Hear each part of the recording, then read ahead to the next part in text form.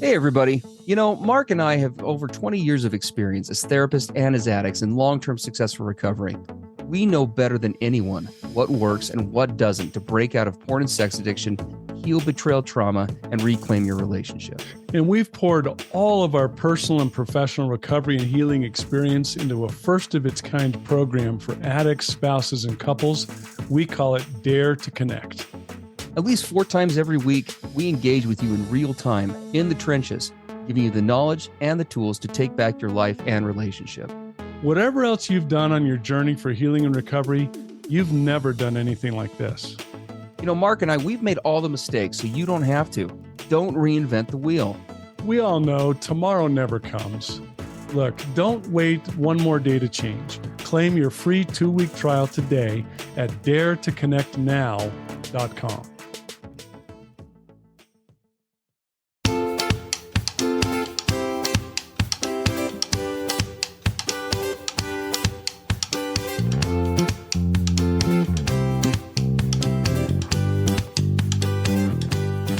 Hey everybody, I'm Steve Moore. And I'm Mark Castleman. We know the pain and heartbreak of porn and sex addiction. And we know the triumph of breaking completely free. Every day, we help our clients find hope and healing. Join us in the fight to take back your life, your marriage, and be stronger than ever. This is the PBSE Squared podcast.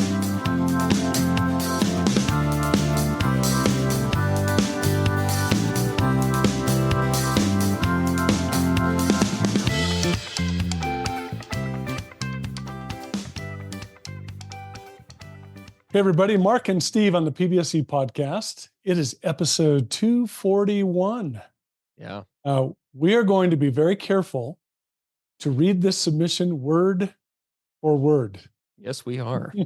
Yes, we are. It's a very intense submission and vulnerable on the part of an addict in recovery who sent it to us. But as we always recognize on these podcasts, we have not heard from his partner. We don't know his partner. This is his version only. So all we can do is just respond to what people send us. That's all we can do. The other thing that I'm going to say with this is any podcast of ours can obviously be triggering, but for partners listening to this, the risk of that is extremely high today. It is. Because we're going to be addressing a lot of this from the addict's perspective. Please know that as we go through this, that only for sake of time are we not going to cover a lot of the topics around in more detail than we usually do around empathy and the significance of your pain. We recognize the disparity of your being here, the unfairness of where you find yourself in the process. And also, we very much connect with the feelings of anger, sadness, rage, shame, etc., that are connected with that. Without question. So as we pursue today your healing, please do not allow your trauma to, as much as possible, to filter out the fact that we hold space for those things while we also share some hard things too. Yeah. Okay? So if this was our Dare to Connect program, we would do an entire partner session on just this. Well, we'd probably do a couple. Might even do a whole month. We would go more in depth, but that's not the venue here. So anyway, there you go. Yeah. So let me read what this addict in recovery sent to us. So he says, "Hey, my wife is one of the 0.1% of wives who expects me to be absolutely perfect."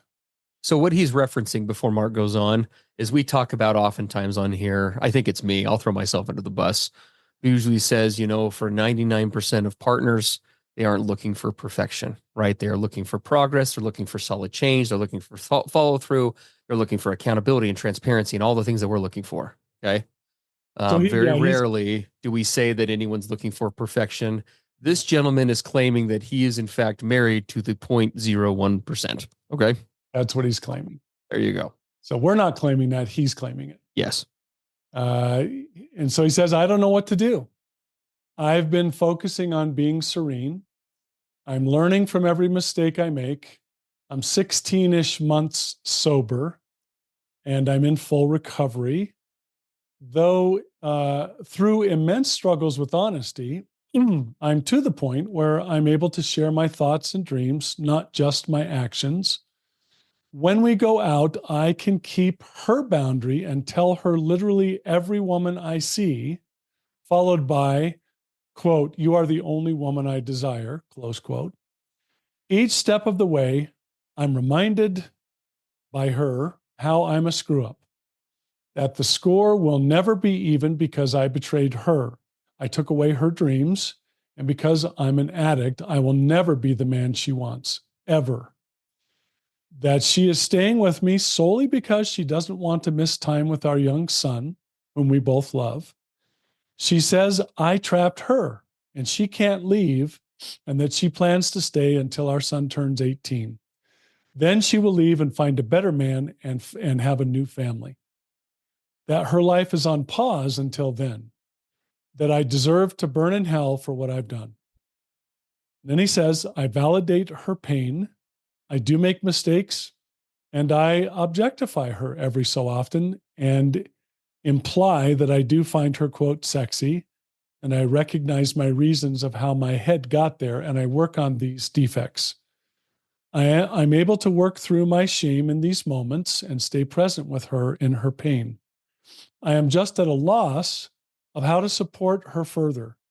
I feel like I feel I'm at a loss and I'm committed to her. She is my only option and I love her. I never want to go back to life without recovery. I love my life and love the healing I've accomplished. I just don't know how to help support her to get her here as well so she can enjoy life again. Mm. So there's not much there. It's a very low-key podcast.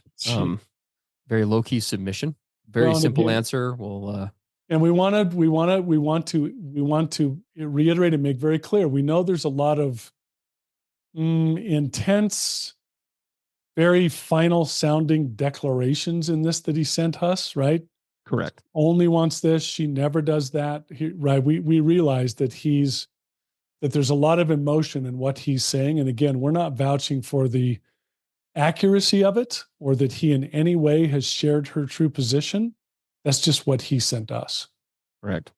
Now, there are lots of things we could talk about with this today, but this is a podcast. We don't have time. This is not a Dare to Connect session or a series of sessions. And so we can only analyze the parts that we can in an efficient way. So we're not going to be really covering a couple of things here today, just so you know. We're not going to be talking about him making the mistakes and objectifying her every so often, right? We've done many podcasts on how to come back from that. It sounds like he's using skill sets there. We're not going to be, really dialoguing about those dynamics. What we're going to be talking about today is going to be the bigger picture here. Nor are we going to really even be, well, that's the other thing I should have said, nor are we really going to be talking about how to support her further. We have done a myriad of podcast episodes on that, many just recently in the last several weeks, about how to do that and what that looks like. So for additional information on that, you would want to just go to pbsepodcast.com and do a search on those things. So again, we're not dismissing the question. We're answering the question that we feel professionally are the real issues in the room based on this submission as opposed to those things. Well, because where do we, and Steve and I talk about this continually. We have just loads of empathy for this partner. I mean, we can't begin to tell you how much empathy because of what we drug our own partners through and all of the betrayed partners we've worked with for, 20 years plus. Huge empathy for her and huge empathy for him, where he finds himself. This is a coupleship that is completely and utterly stuck right now. Very stuck. And we do recognize, as we hope he does, that his choices of the past in many ways have landed him and her exactly where they are. Right. So we're not going to skirt that. This is called consequences. Yes. At the same time, where is the place of empowerment for each of these individuals in their coupleship? Not the place of stuckness, which we totally get and empathize with, but where does the empowerment come from?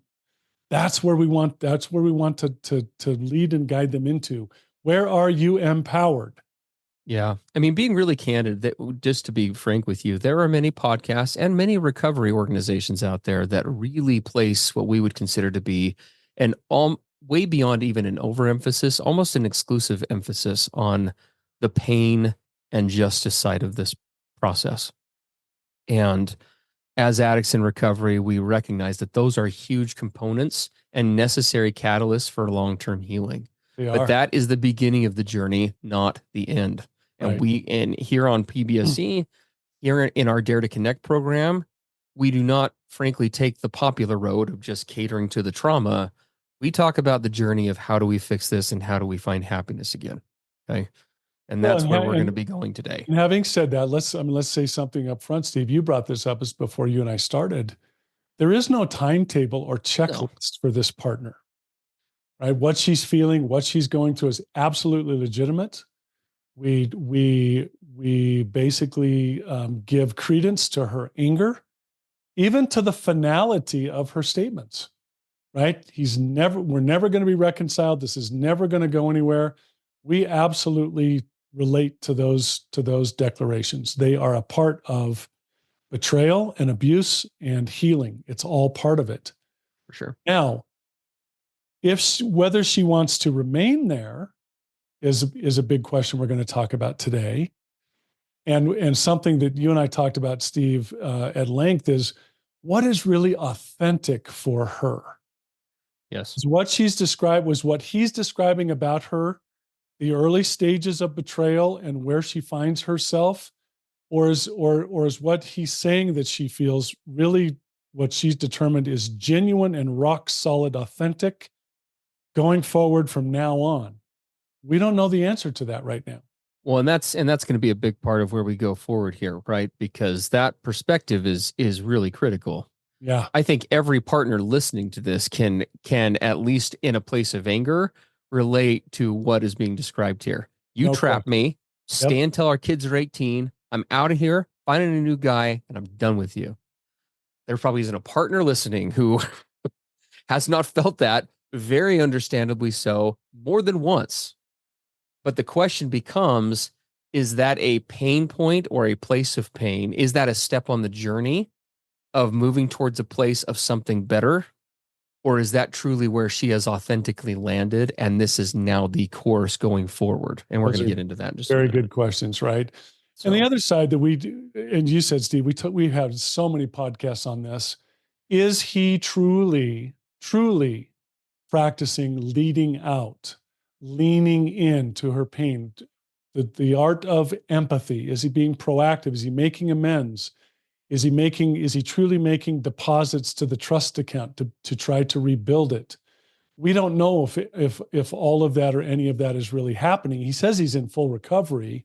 yeah. But what does it look like when you truly begin to heal a relationship where you've been the abuser, you've been the betrayer? Do you really know what it means to rebuild that relationship? And is he truly doing those things? Yeah. Yeah. Well, and that's, I think, where we wanted to go today, right, Mark, is we want to be opening that dialogue, not just on that, but really on the bigger picture here, Mhm. right? Because again, all we can do is just take this at its word, right? It was what's being sent, and we just operate from that place, pairing it with some of the wisdom from our past. So, and it's Well, way, and and I right, was just going to say, Steve, he doesn't give us anything about whether she has a support system that's outside of him. no. What is she doing with regard to a healing journey and trajectory? We don't know any of that. Well, and he doesn't really, and he says that I'm in full recovery, but that could mean any number of things, right? What does that mean? For a lot of guys, that means I just haven't relapsed in 16 months, which, to be fair, is a huge accomplishment. Yes. We will tell you from personal experience that by no means means that you're good to go, nor does it mean that you are the partner that anybody would be able to be with, much less choose to be with. Yeah. So a lot of details we don't know. So yeah. What we want to focus on is the place for each of these individuals and in their coupleship for the opening of a dialogue, a real dialogue that is based on what is authentic, truly authentic and genuine for each of us individually, and then as a coupleship.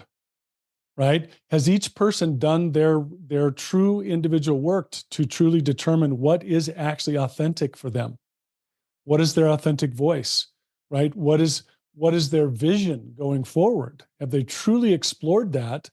Or is a lot of this coming from what you described, Steve, as the unholy triad, right? There's early to mid-range in healing and recovery. This unholy triad shows up and can be a really powerful dominant factor about what we say, what we feel, what we say we want, making declarations. It can be this unholy triad. And we don't, is that what's going on here with this picture? So maybe, Steve, Well, you can talk about what that unholy triad is.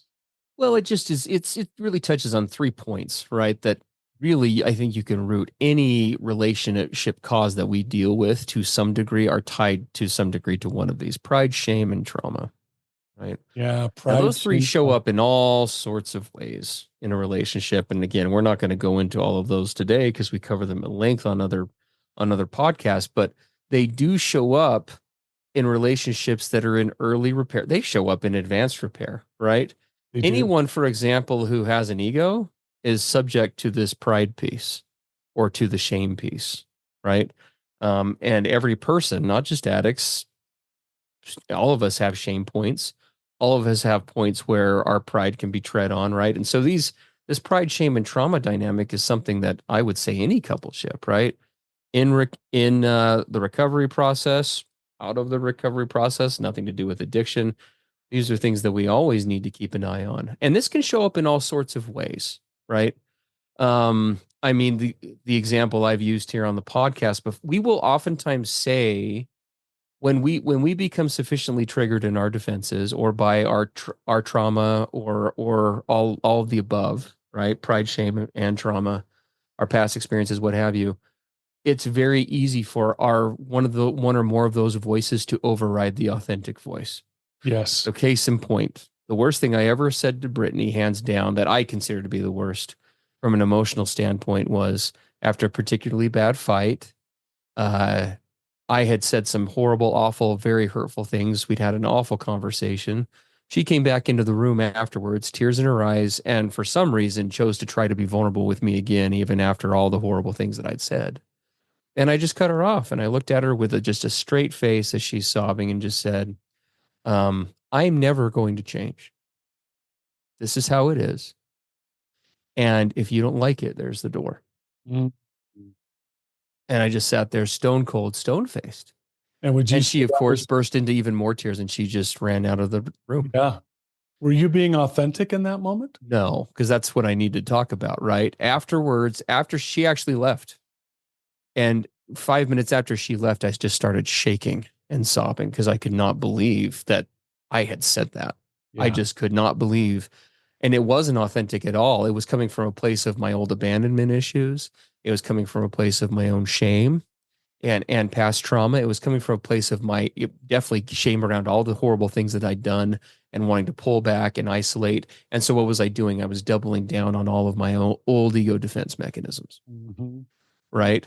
But if you had, but see, and that's a perfect example, I think, of what we wonder is going on here, right? Because every partner, I think, again, from that place of being sufficiently triggered or sufficiently feeling enough pain in the room, we will say and do all sorts of things that are the opposite of what we feel, Well, and I'm right? going to ask you a question. What happened if you and Brittany had stayed in that place and then made long-term decisions from that place?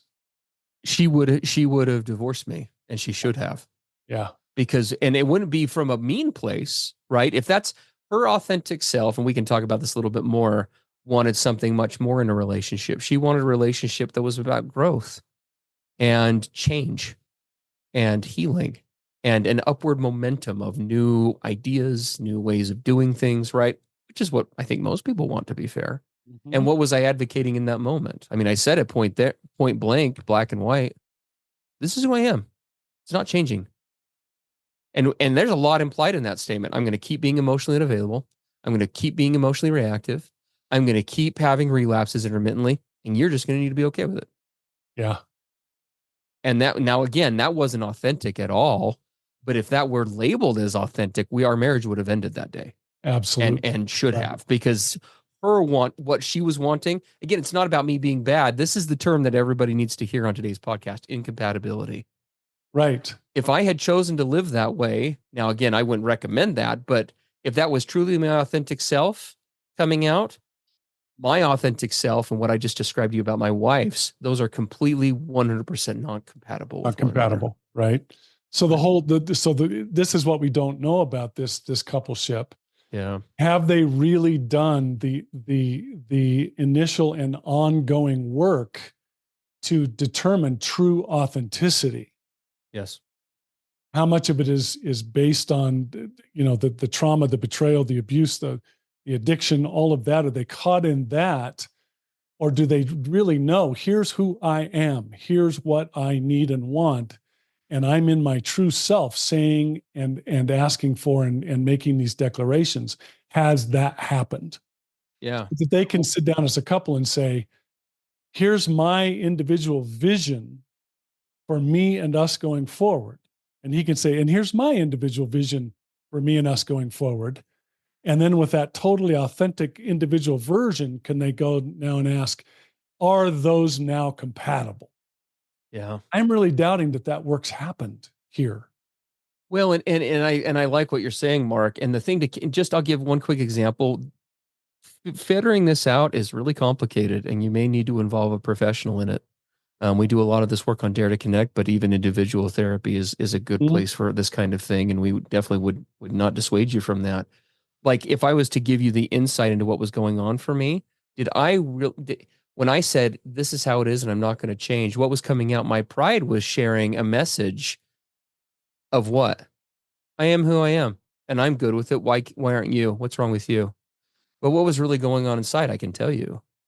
That was actually my shame talking being caked over. See, this is how twisted the thinking becomes. What I was telling her is I was saying I'm never going to change. That was my shame voice talking, coded in pride. Exactly. I had determined I couldn't change. That was a very invulnerable way of not just trying to hurt Brittany or cause damage. It was also my shame speaking of, I really don't think I can. Yeah. Right. That was my inner fear, my inner shame saying it's not possible. Mm-hmm. I've tried 1,000 times. This is never going to be different. Yeah. Right. And that's just one instance. Now there were 100 other things going on too, but I can really connect with why a partner, again, in a place of, it could be anger, right? When she says, for example, I'm never going to be connected with you again. The minute our child turns 18, I'm out. But why else? She could say that from a place of shame. I feel so inadequate to the women that you've been comparing me to or objectifying me to. My shame is telling me I'll never be enough for you. So I've already closed that door. You see what I'm saying? Mm-hmm. On the surface, it could be from this place of anger, but it could also very much be coming from those other places. And that's where this gets complex. And that's what you're going to want to be looking for. Yeah. And we actually put together a series of questions that you can each be asking yourselves if you wanted to try to see if you can separate the pain and trauma from what is actually authentic. There's some really important questions that you can ask. So, for example, a partner. And Steve, do you want to cover these questions? You came up with them. Sure. Yeah, we can talk about them. Questions a partner can ask herself. And again, this is just examining compatibility. One of the big things that we operate from based on wisdom in our program, we actually talked about this in D2C again this morning. We don't do good or bad very often in Dare to Connect, nor on the podcast. And it's not because we don't have views on those things. We have our moral compasses and our moral frameworks. But when you're talking about intimacy, good and bad don't usually apply, because what we're talking about is are you compatible with me and am I compatible with you? Right. You have to, there is the more intimate a relationship is, the more one has to set aside, because moral judgments are just that. They're judgments. They're objective, right? They're subject to change. They're based on soul opinion, right? And oftentimes we try to elicit change in a coupleship by making a moral appeal. What you're doing is wrong. Well, now what have you done? The minute someone brings that up, what happens in the coupleship? We all just end up spiraling on a debate about whether or not, in fact, that is wrong. How wrong actually is it? How damn right? And then we just get spun out on a whole series of issues. When the real discussion is what you're doing right now or what you're saying, to one degree or another, it's not working without what I'm looking for, right? Where you're wanting to go may not, is that going to match with me? So here's kind of that list of questions. If I'm a partner, right, some of those questions to ask this partner is to kind of check herself with this, if she were listening to this, is one, are you open to a change of heart, or a change of, or change just in general on his part, right? Is there any realm of reality, if you check the shame, the pride, and the trauma, and you're able to get underneath that, is there any part of you that sees a world in which you could entertain vulnerability in this relationship, right? Mhm. Is there a world in which you could adopt or be open to change from him? If not, why not? And take a look at that. We're not even telling you that's wrong, but what is preventing that? Look at the reasons, look at the background, talk it out with somebody, talk it out with yourself. Is that resistance authentic, or is that something else? Right? Now, if you are open to that change, what would that need to look like? So if there is any realm of reality in which that could happen, right? Set aside logic and reason for a minute. What would need to happen, right? To be open. Does it need to be like the voice of God opening the clouds and being like, he can change? Does it need to be something else? Right. And I'm being serious with that. I'm not being facetious, right? We have to kind of open our mind to, okay, if that were to happen, what would that take? Right. And so what would that look like? And what would it need to be in order to actually resonate with you?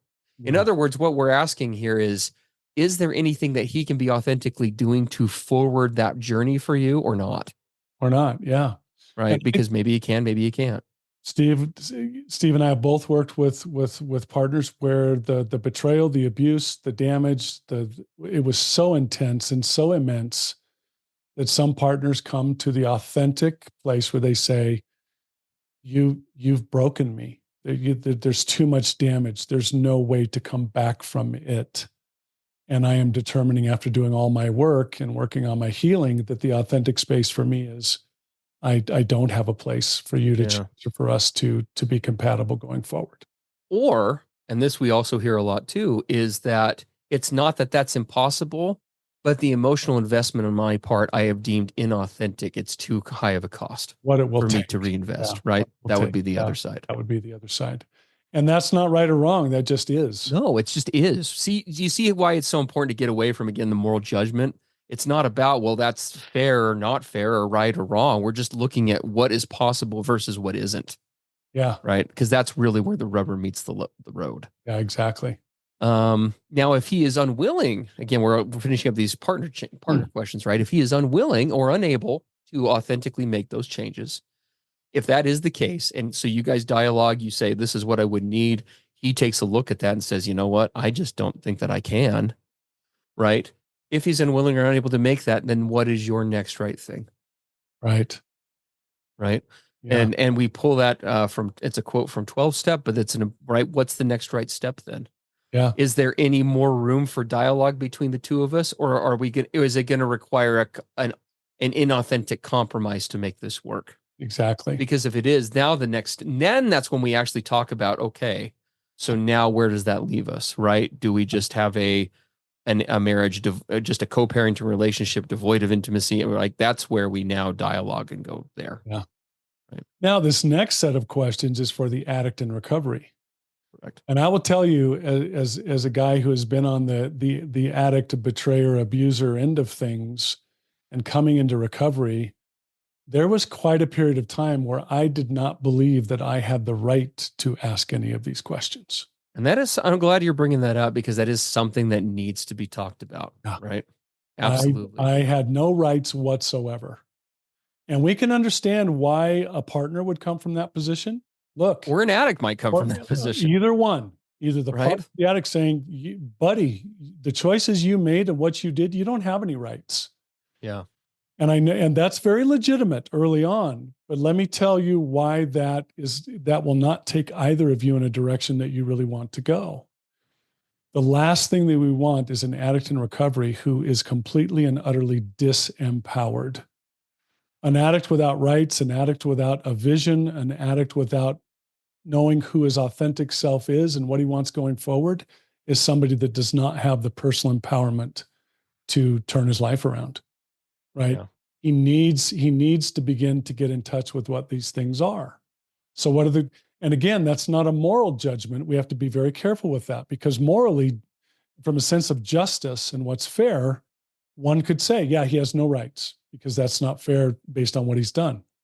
But from a place of authenticity and deciding whether we're compatible and whether we can go forward in our best minds, our best states of being, this addict needs to ask himself, does the vision that his partner or wife have, what she's expressed, does that work for him as an addict?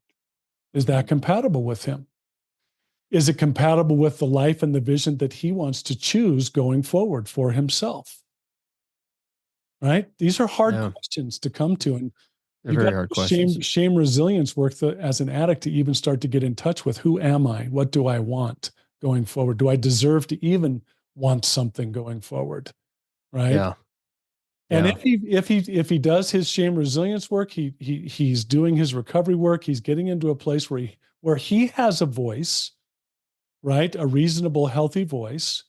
And he finds that it's not what his partner or wife is expressing is not compatible, then what needs to change in order for it to be compatible? And is he and they willing to do the work for it to become compatible? Mm-hmm. Right? Yes. And if he decides there are things, as with this submission, again, we only have his side. If she says, nope, this is ironclad, I'm not moving an inch, then if she's unwilling or unable to authentically make the changes that he is healthily describing that he needs, and it's completely incompatible, now what is the next right thing for him? Mm-hmm. Now we know that, gosh, I mean, Steve, even us saying this on both sides, we know we're not going to be popular in some circles, but this is the way we need to speak to all of you in order for you both and as a coupleship to come from an empowered place as opposed to a stuck place. Well, and again, we hope that you partners really hear where we're coming from, because again, and I love how Mark said that this isn't about justice or fairness, right? The scales have already been flipped a long time ago on the fairness piece of this. But where this is coming from is the reality that if a relationship is to authentically work, there are certain elements, everybody, that are needed for a healthy human condition. And every relationship, I don't care what it is, whether it's a business one, intimate one with a partner, sexual relationship with partner, relationship between son or daughter, whatever it is, every relationship needs to have the ability to evolve. It needs to have the potential for growth. It needs to have the potential for forward momentum. If two people are going to be able to find satisfaction in it. Yeah. Right. That's what our wisdom and our time. We are experts in lots of things, including being complete wingnuts, but we are also experts in how connection does and doesn't work.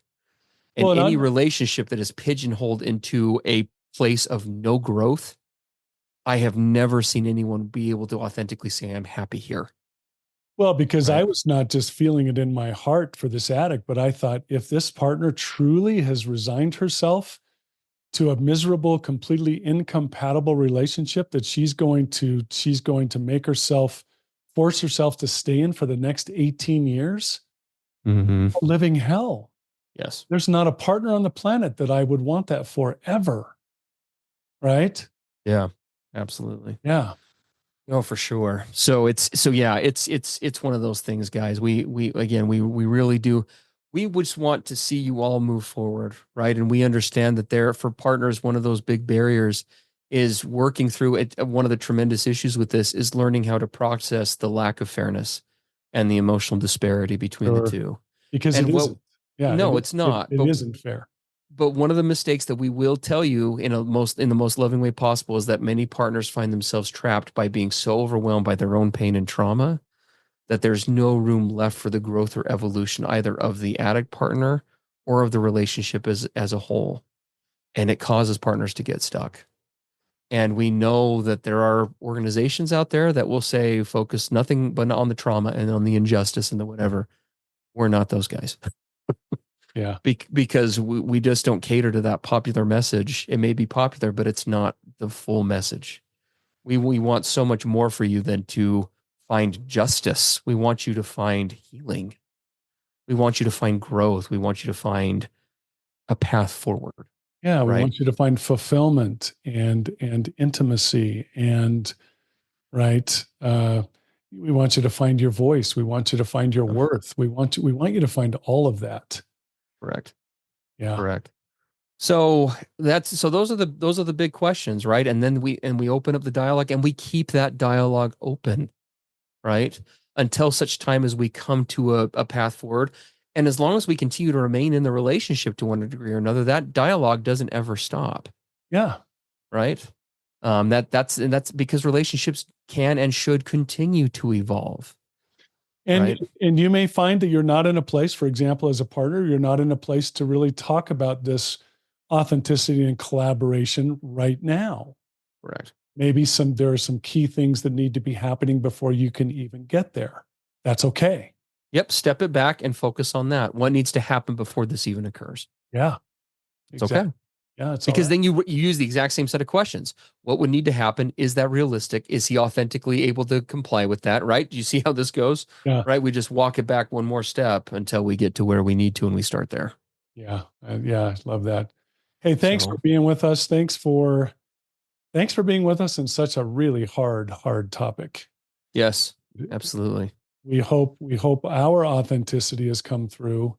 If you have questions about today or other things for us, please send them through the pbsepodcast.com contact form. If you'd like to tackle these, because we're a couple months behind on answering those questions, if you'd like to tackle these kinds of deep issues and difficult things, and you want to do it right now, come and try the 2-week free trial with us over at Dare to Connect. Absolutely. You could join Dare to Connect and send in the questions and have them answered on Wednesday. And We'd love to have you there. We just started a brand new topic. We're going to be on it for at least the next month. It's a deep dive into triggers for both addicts and partners, how to manage them, and kind of tied to that, which is the self-care and trigger management and moving through them. So yeah. Lots of good stuff there. Also, we do need to announce, so you can find past episodes about the podcast as well as search those episodes on pbsepodcast.com. But we also, many of you we don't know, we do have a YouTube channel as well as an Instagram and a TikTok channel as well. Yeah, you can You're welcome to look those up. Yep, YouTube, TikTok, and Instagram. Go like us over there. Go follow us over there. We put lots of cool stuff up over there. Well, in the podcast, YouTube channel has been there forever, but just today, literally today, all of our podcast episodes are now uploaded onto the YouTube channel. So it's just another place you can find these as well to download them or whatever you want to do. Yeah. So. Awesome.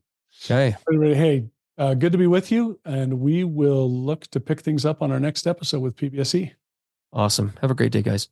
See ya. Everything expressed on the PBSE podcast are the opinions of the hosts and the participants and is for informational and educational purposes only.